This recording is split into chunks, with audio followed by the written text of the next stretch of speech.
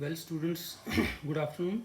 I'm going to today discuss Henry Louis Vivian Diderot's poem, The Harp of India, as a part of your paper in the Indian writing in English, right?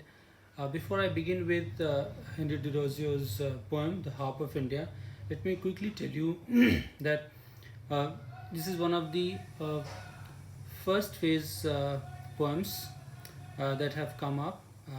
No, and he is a kind of a poet who is a kind of a first wave Indian English poet, right?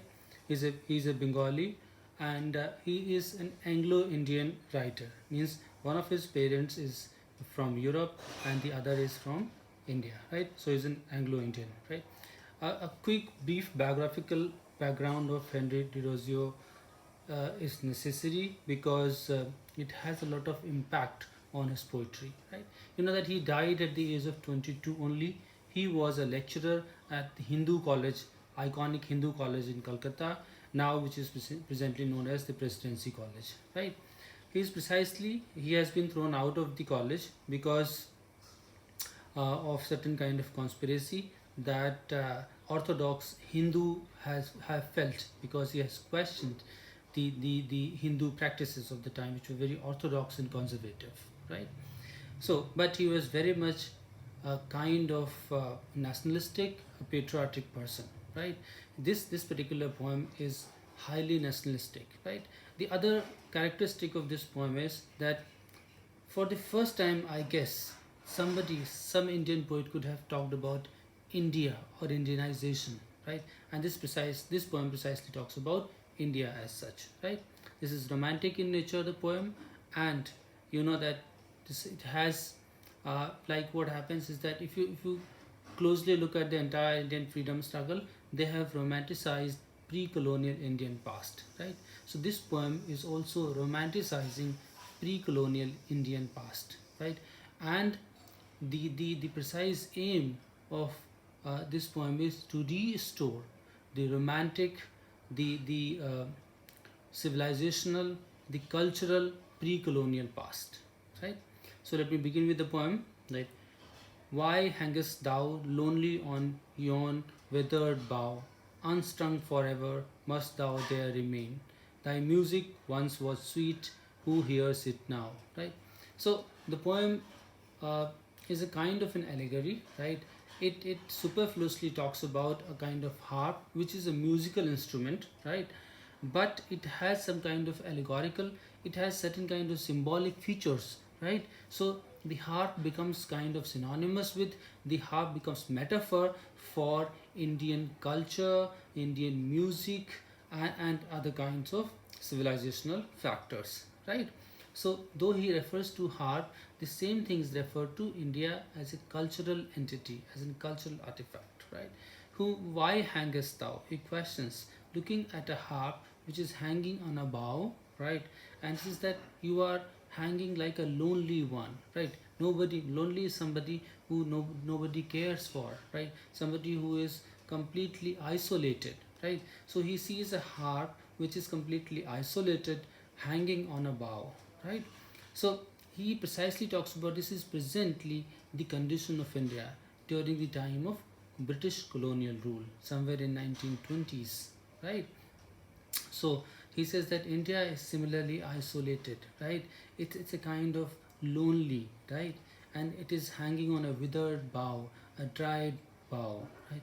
Unstrung forever, right? As if it seems that it has not been strung, it has not been played forever, as if India never existed at this moment of British colonial rule. Must thou there remain? Are you going to remain there on this bough forever? Means he looks up, that there is certain kind of sadness is there, a certain kind of hopelessness is there, that India may remain under the clutches of British rule forever, like this harp which is going to hang forever on that withered bough, right? Thy music, now he looks up the past, he becomes little nostalgic, right? He says, thy music was once sweet, right? He says that the harp, you were not like that, who is rejected now, hanging on a bough, right? Your music, the music that you produced earlier, very sweet in to the ears, right? Right? Who hears it now? But now nobody hears your music, right? So that simply means if you look at India, the pre-colonial India, which has produced a lot of literature, a lot of music, a lot of good things, right? So your music was very sweet. So India had a lot of you know sweetness in terms of civilizational, cultural, artistic, and literary things. But now there is nothing being it produced. Nobody listens to India. Nobody listens to its culture and so on. Right?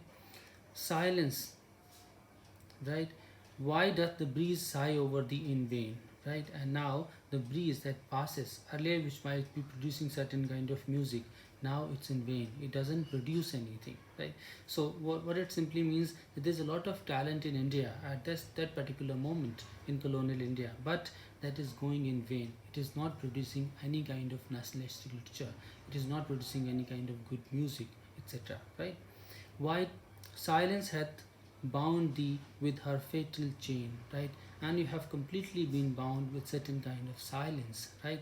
That maybe have certain kind of reference to British colonial rule, which has bound India into a silence, right? It is not allowing India to speak. It just doesn't allow any kind of freedom of expression. This is precisely maybe the reason that India is not producing anything at this moment, right? Neglect, mute, and desolate art thou.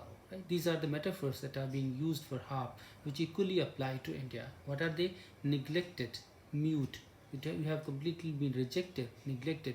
You are mute, you are silenced, and desolate. You are completely despair. Right? Like ruined monument on a desert plain. And this harp is being compared with a ruined monument, right? It's kind of ruined castle maybe, right, on a desert plain where there are no onlookers, where there are no appreciators, right? Similarly, the India of British colonial rule is like ruined monument. Nobody is looking at you. Nobody is appreciating you, right? Now now the para changes, right? And certain kind of hopelessness is brought about by Henry Louis Vivin Derozio, right? Is oh many a hand more worthy than mine, once thy harmonious chords to sweetness gave, right?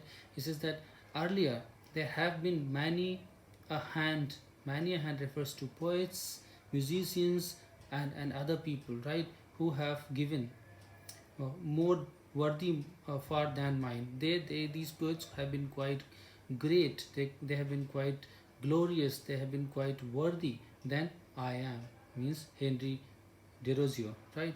And they have once thy harmonious chords to sweetness gave. These are the people who have produced lot of good music. They have produced lot of sweetness through this harp. Means there have been lot of good poets in India who have produced significant good literature and music in India, right? And many a wreath for them did fame entwined, and they have been quite famous earlier, of flowers still blooming on their minstrel's grave, and that is the this is evidence that they are still being celebrated, right?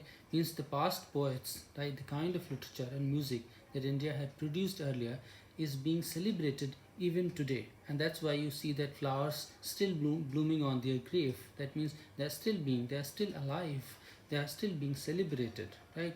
Those hands are cold, but those hands are cold. It means these people, the great musicians and literature people in India are dead. They are no more.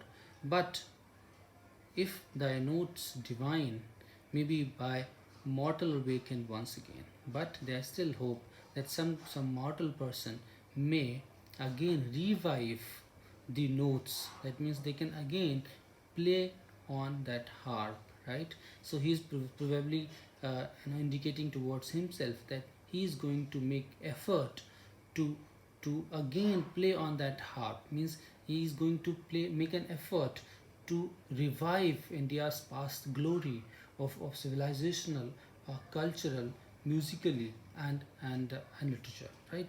Harp of my country, let me strike the string. Means let me try to reinstate your past glory, right? So this is precisely what the poem is all about.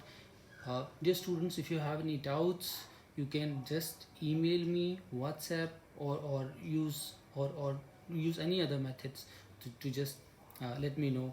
If you have any queries regarding the poem, I'll be happy to address them. Thank you so much.